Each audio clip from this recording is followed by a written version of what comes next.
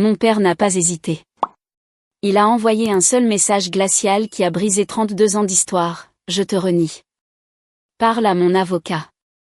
Je me souviens de la lumière au-dessus de ma cuisine à Denver qui vacillait, comme si même la pièce ressentait le coup.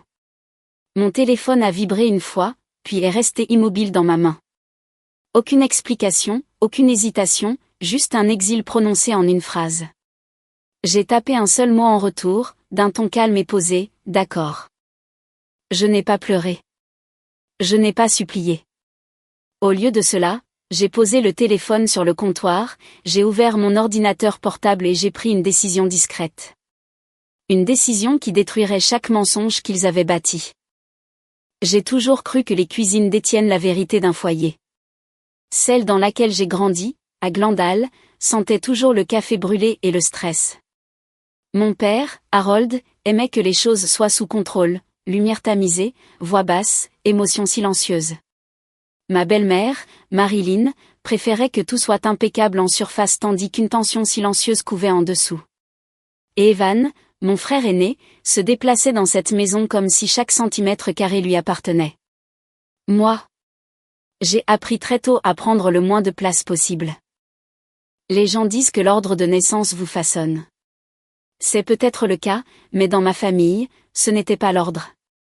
C'étaient les rôles. Evan était l'enfant chéri, la preuve qu'Harold avait élevé un gagnant. J'étais le bouc émissaire, le tampon, celle qui contenait le chaos. Si Evan faisait une bêtise, je réparais les pots cassés. Si une facture n'était pas payée, je la payais. Si Harold élevait la voix, c'était toujours, d'une manière ou d'une autre, de ma faute. Quand je suis partie à l'université, je pensais que la distance arrangerait les choses. Ce ne fut pas le cas. Au contraire, elle m'a rendu plus utile. Je suis devenue la fille qui envoyait de l'argent à la maison, la responsable, celle qui, d'une manière ou d'une autre, avait toujours sa vie suffisamment en ordre pour colmater les brèches dans les leurs. Il y a 4 ans, Harold a appelé en pleurant. De toute ma vie, je ne l'avais jamais vu pleurer. Il a dit que la maison était à quelques jours de la saisie immobilière. Il a dit qu'Evan l'avait laissé tomber, bien qu'il n'ait jamais expliqué comment. Il a dit que Marilyn était malade d'inquiétude. Il m'a dit que j'étais son dernier espoir, le seul enfant sur lequel il pouvait vraiment compter. Ces mots m'ont prise en otage. J'ai accepté d'aider, juste jusqu'à ce qu'il se remette sur pied, a-t-il dit. J'ai commencé à payer l'hypothèque mensuelle, puis les charges, puis les petites urgences qui n'apparaissaient, bizarrement, que lorsque je recevais ma paie. Je rationalisais chaque dollar comme étant le prix à payer pour maintenir la paix.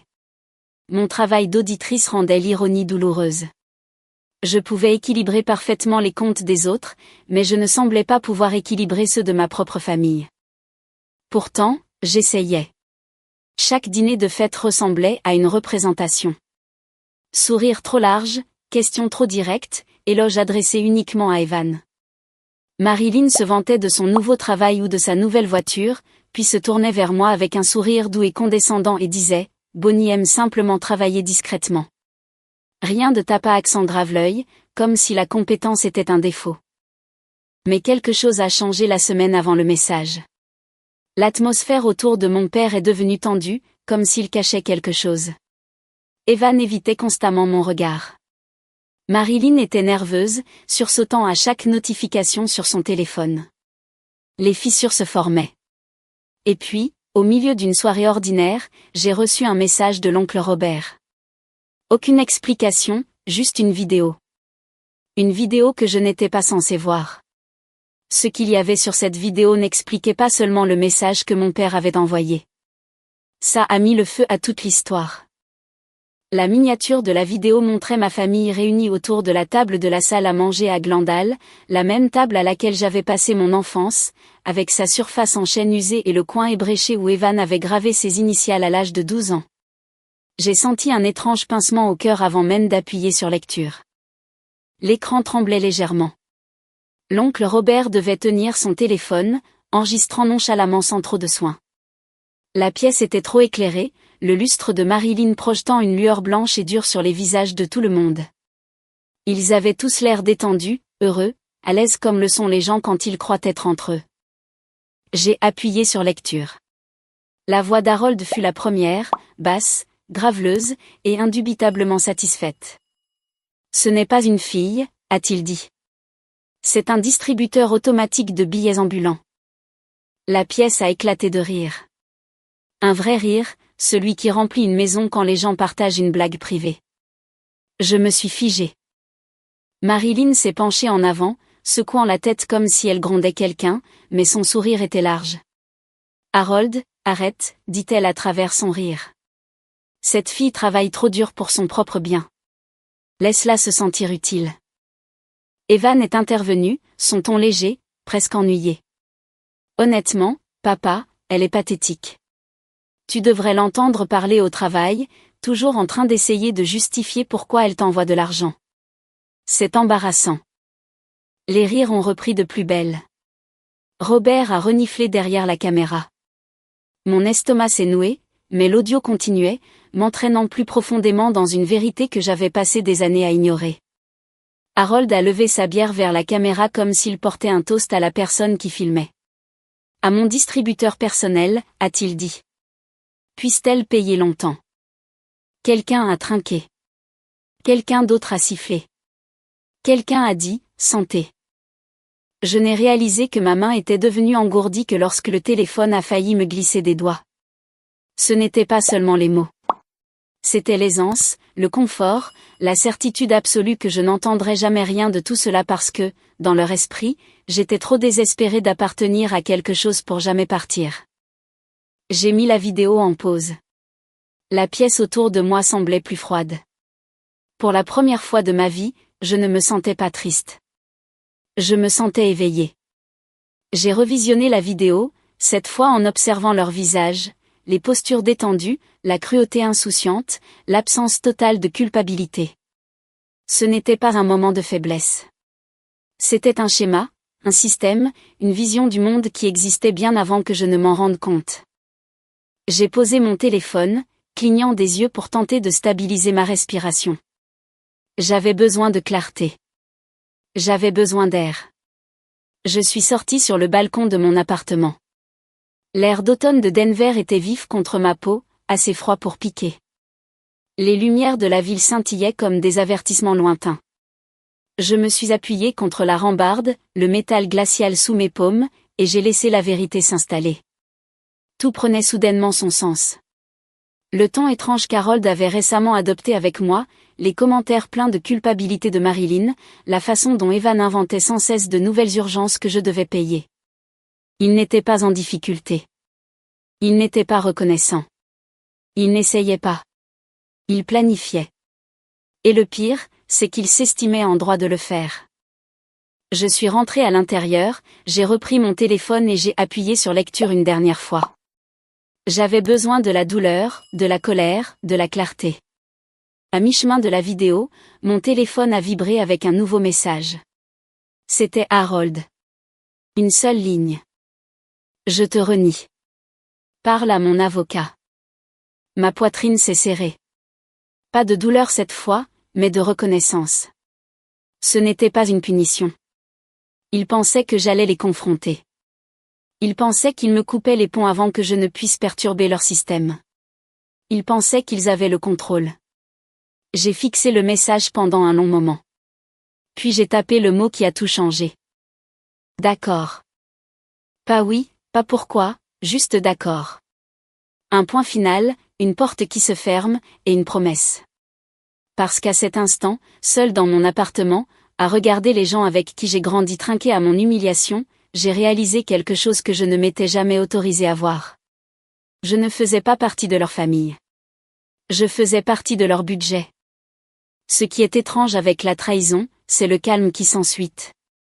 Pas de cris, pas d'effondrement spectaculaire, juste un silence si pur qu'il en résonnait presque. C'était le silence dans mon appartement la nuit où j'ai tapé « d'accord ». Un silence que je n'avais jamais connu en grandissant car dans la maison de mon enfance, le silence était une arme, une punition, un moyen de forcer la soumission. Mais ici, il me donnait le sentiment de contrôler la situation. J'ai posé mon téléphone et j'ai ouvert mon ordinateur portable.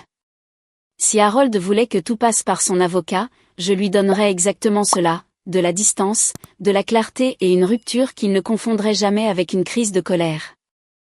Le premier onglet que j'ai ouvert était mon portail bancaire. Le tableau de bord bleu et blanc familier s'est chargé, un léger bourdonnement dans ma poitrine correspondant à la roue qui tournait. Lorsque les chiffres sont finalement apparus, quelque chose en moi s'est mis en place. Ma formation professionnelle a pris le dessus. Ce n'était plus émotionnel. C'était une question de procédure. Étape 1, le soutien pour l'hypothèque. 4 ans, 48 mois. Chaque paiement effectué à temps, comme une horloge. J'ai survolé le virement automatique, mon nom figurant comme unique payeur, et j'ai cliqué sur « Annuler ». Une petite boîte de confirmation est apparue. « Êtes-vous sûr ?» « Oui », ai-je murmuré dans mon appartement vide. Étape 2, les charges. Je couvrais certaines factures de leur maison de Glandal depuis des années. Électricité, eau, et même Internet quand Harold oubliait. Clic, clic, clic. Tout a été annulé. Étape 3, les paiements de soutien supplémentaires. Le « fonds d'urgence », pour lequel Marilyn m'envoyait un message une fois par mois. Les paiements périodiques dont Evan avait, bizarrement, toujours besoin. Les petites choses qui s'additionnaient pour atteindre des milliers. Je les ai tous arrêtés. Puis, étape 4, la documentation. Si Harold voulait une guerre basée sur la paperasse et les formalités, je parlais couramment cette langue. J'ai ouvert un document vierge intitulé simplement « Paiement ». Pas de drame, pas de commentaires, juste des chiffres, date, montant, description. Propre, net, factuel. Le document s'est allongé ligne par ligne, se remplissant de 4 années de sacrifices financiers que je n'avais jamais évoqués à voix haute. Le regarder, c'était comme fixer la radiographie d'un os cassé que je n'avais jamais soigné. Mon téléphone a vibré sur le comptoir. Un message d'Evan, « Tu as intérêt à ne pas faire ta dramatique en ce moment. » Je ne l'ai pas ouvert. Une autre vibration. Marilyn, l'hypothèque est due demain. Ne rend pas les choses plus difficiles. Supprimer. Supprimer.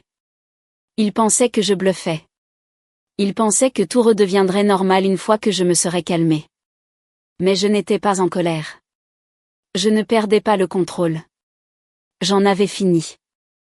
Le lendemain matin, je me suis réveillée plus tôt que d'habitude. Mon appartement semblait plus lumineux, comme si quelqu'un avait purifié l'air.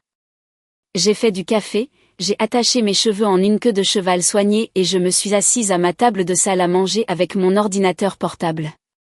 Je me suis connectée à nouveau à leur portail hypothécaire par habitude. Paiement échoué. Une petite bannière rouge clignotait en haut de l'écran. Compte en souffrance. Mon cœur ne s'est pas emballé. Je n'ai pas paniqué. Au lieu de cela, j'ai ressenti quelque chose de profond, du soulagement.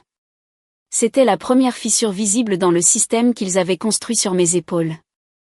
Dans l'après-midi, les répercussions se sont étendues. Un flot de courriels a inondé ma boîte de réception de la part de services liés à mon soutien financier. Paiement non réussi. Carte refusée.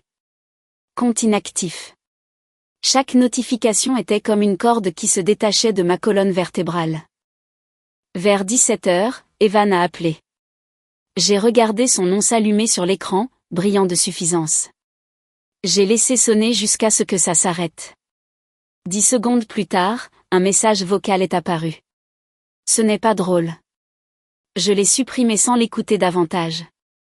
Ce soir-là, je me suis assise de nouveau sur mon balcon, observant les lumières de Denver s'étendre à l'horizon. Les voitures bourdonnaient au loin. Le vent caressait doucement mes cheveux sur ma joue. Pour la première fois depuis mon enfance, je ressentais une sorte de maîtrise de ma vie. Pas de la fierté, pas de la victoire, mais le pouvoir d'agir. Je ne les sabotais pas. Je me retirais d'une structure construite sur mon exploitation. Et tandis que j'inspirais l'air froid, une prise de conscience s'est déposée sur moi comme du givre sur de l'acier. Harold pensait que me renier m'affaiblirait. Mais il avait oublié une vérité cruciale.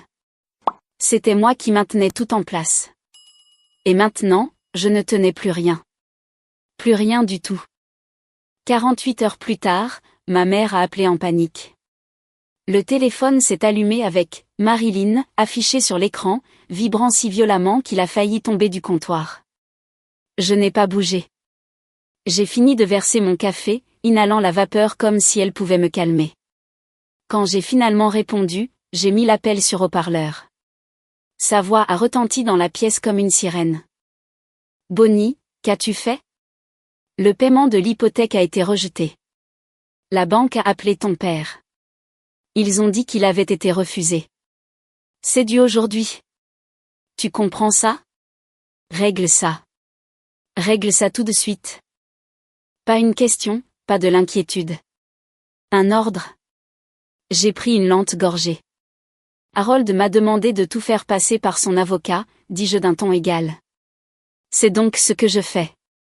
Silence au bout du fil, puis une inspiration brusque. Quel avocat ? Ne joue pas à des jeux, Bonnie. Tu n'es pas raisonnable. J'ai mis fin à l'appel. 10 secondes plus tard, le téléphone a sonné de nouveau, puis encore. Puis est arrivé un flot de messages. Chacun étant un mélange de culpabilité, d'accusation et de désespoir. Evan est ensuite entré sur le champ de bataille. Tu es folle ? Tu ruines la vie de papa. Fais passer ce paiement aujourd'hui. Un autre message. Tu penses que faire ta dramatique te rend puissante ? Tu es pathétique. Pendant des années, ces mots m'auraient anéanti. Maintenant, ils semblaient insignifiants. Vers midi, les appels sont passés de frénétiques à menaçants. Marilyn a affirmé qu'ils engageraient des poursuites judiciaires. Evan a dit que je serais banni pour toujours. Harold n'a rien envoyé, pas même une seule ligne. Son silence était presque plus assourdissant que leur chaos. Mais plus tard dans l'après-midi, tout a basculé. Mon avocate a appelé. Elle avait reçu un message du prétendu représentant légal d'Harold, un courriel au ton rigide m'accusant de harcèlement financier et exigeant que je rétablisse tous les paiements immédiatement. Elle a ri. Ce n'est même pas une plainte valable, a-t-elle dit. C'est de la pression. Une pression vaine. Bien, dis-je en expirant. Parce que j'ai besoin de votre aide pour autre chose. Je lui ai tout raconté. Les années de paiement, la vidéo que l'oncle Robert avait accidentellement envoyée, la façon dont ma famille m'utilisait comme un compte en banque. Et puis je lui ai dit quelque chose que je n'avais jamais exprimé à voix haute. Il y a toujours eu des anomalies dans les rapports du fonds communautaire. Je pense qu'Harold pourrait mal gérer l'argent. Peut-être pire. Elle est devenue silencieuse. Alors, nous allons commencer à creuser. La semaine suivante, chaque moment libre de ma vie est devenu une enquête discrète. J'ai passé en revue mes notes professionnelles, vérifiant les dates et les transactions par rapport aux déclarations publiques du fonds communautaire. Plus nous comparions, plus les failles apparaissaient. Mon avocate a contacté des personnes de confiance, et bientôt le schéma est devenu indéniable. Harold n'était pas négligent. Il détournait de l'argent, et pas de petites sommes, mais des retraits importants et répétés, dissimulés sous des descriptions vagues. Mais la découverte ne s'est pas arrêtée là. Un soir, vers 23h, mon téléphone a vibré avec un numéro que je ne reconnaissais pas. J'ai failli l'ignorer. Quelque chose m'a dit de ne pas le faire. Une voix douce et tremblante a murmuré à mon oreille. « Bonnie, c'est Mia. Ma cousine. » On aurait dit qu'elle se cachait dans un placard. « J'ai vu la vidéo, » a-t-elle dit. « Et je dois te raconter ce qui m'est arrivé. » Mon souffle s'est coupé. Elle m'a tout raconté. Comment Harold l'avait coincée une fois, quand elle avait 17 ans. Comment elle avait crié. Comment Marilyn avait qualifié l'incident de « malentendu ». Comment elle avait été contrainte au silence pendant des années. « Je suis tellement désolée », a murmuré Mia. Je ne savais pas à qui d'autre le dire. J'ai fermé les yeux, les bords de ma vision se resserrant.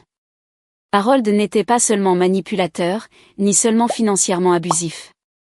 Il était dangereux. 2 jours plus tard, le coup de grâce est venu d'une personne inattendue, Dana, la meilleure amie de ma mère. Sa voix était brisée par l'émotion lorsqu'elle a dit « Ta mère a souffert, Bonnie. » Elle ne t'a jamais dit à quel point c'était grave parce qu'elle voulait te protéger. Harold contrôlait tout. Son argent, ses choix, ses amis. Il l'a vidé de sa substance, morceau par morceau. Quelque chose d'ancien en moi s'est brisé. Ce n'était pas une famille dysfonctionnelle. C'était un système bâti sur le contrôle d'un seul homme. Et je n'étais pas la prochaine victime. J'étais celle qui brisait le schéma. La confrontation a eu lieu un jeudi soir tranquille. Le soleil de Denver se couchait, projetant de longues ombres dorées à travers la fenêtre de mon appartement. Quand quelqu'un a frappé à ma porte, 3 coups lourds, j'ai su instantanément. Quand j'ai ouvert la porte, Harold était là. Son visage était gris, creusé, vieilli par la panique. La posture assurée qu'il avait toujours portée comme une arme avait disparu. « Bonnie » a-t-il dit d'une voix rauque. « S'il te plaît, il parle de poursuites judiciaires. Les gens du fond m'accusent. Il y a des rumeurs partout. Règle ça. Tu peux régler ça. Tu es l'auditrice. Dis-leur que c'était un malentendu. » Sa voix s'est brisée sur le dernier mot. « Tu es ma fille » a-t-il ajouté, presque en suppliant. J'ai laissé le silence remplir le couloir jusqu'à ce qu'il se déplace, mal à l'aise. Puis j'ai pris une seule feuille de papier dans mon dossier et la lui ai tendue. Ses mains tremblaient en la lisant. Quand ses yeux ont atteint la liste des transactions suspectes et le résumé des fautes potentielles, son souffle s'est coupé. Quoi? Qu'est-ce que c'est? Un résumé, dis-je, de ce que les enquêteurs savent déjà. Et de ce que d'autres personnes sauront bientôt. Il a levé les yeux, la panique inondant ses traits. C'est toi qui as fait ça. Ce n'était pas une question. C'était un reproche. Non, dis-je doucement. C'est toi. Il a secoué la tête, le ton montant. Bonnie, s'il te plaît. J'ai besoin de ton aide. Tu me le dois. J'ai reculé, laissant la lumière du couloir marquer la distance entre nous. Je ne te dois rien, dis-je. Et tu m'as renié. Tu te souviens? Son visage s'est décomposé. Je ne voulais pas dire. C'est ça le problème, dis-je. Tu ne le penses jamais. J'ai fermé la porte avant qu'il ne puisse répondre. Le loquet s'est enclenché doucement, un son léger et final. Et derrière, j'ai entendu le souffle d'Harold se couper, un unique hoquet brisé. Ce fut le moment où son monde entier s'est effondré. Non pas parce que j'ai détruit quoi que ce soit, mais parce que j'ai finalement arrêté de le soutenir. Les répercussions se sont produites plus rapidement que je ne l'avais prévu. En une semaine, le conseil d'administration du fonds communautaire a lancé un audit interne. Mon avocate leur a transmis le résumé des anomalies, et à partir de là, tout s'est effondré. Des réunions ont eu lieu, des dépositions ont été demandées, et les questions discrètes se sont transformées en accusations ouvertes. Le nom d'Harold, autrefois prononcé avec respect, est devenu un avertissement. Evan a essayé de le défendre en ligne, mais ses publications n'ont fait qu'attirer l'attention sur l'enquête. Les gens ont remis en question les motivations. Des captures d'écran ont circulé. Sa réputation s'est fissurée sous le poids de sa propre suffisance. À la fin du mois, la maison de Glendale, sa fierté, mon fardeau, a été placée en procédure de saisie. Les paiements que j'avais portés seule pendant 4 ans étaient la seule chose qui la maintenait en vie. Sans moi, elle s'est effondrée instantanément. Pendant ce temps, la vie à Denver a changé de manière inattendue. Ma patronne m'a prise à part après un audit majeur et m'a offert une promotion, disant qu'elle n'avait jamais vu quelqu'un gérer la pression personnelle avec une telle clarté. Je suis sortie de son bureau avec un titre qui reflétait enfin le travail que j'accomplissais depuis toujours. Un soir, debout sur mon balcon, j'ai regardé les lumières de la ville et j'ai senti une vérité tranquille s'installer. Pour la première fois, la paix n'était pas quelque chose que je devais acheter.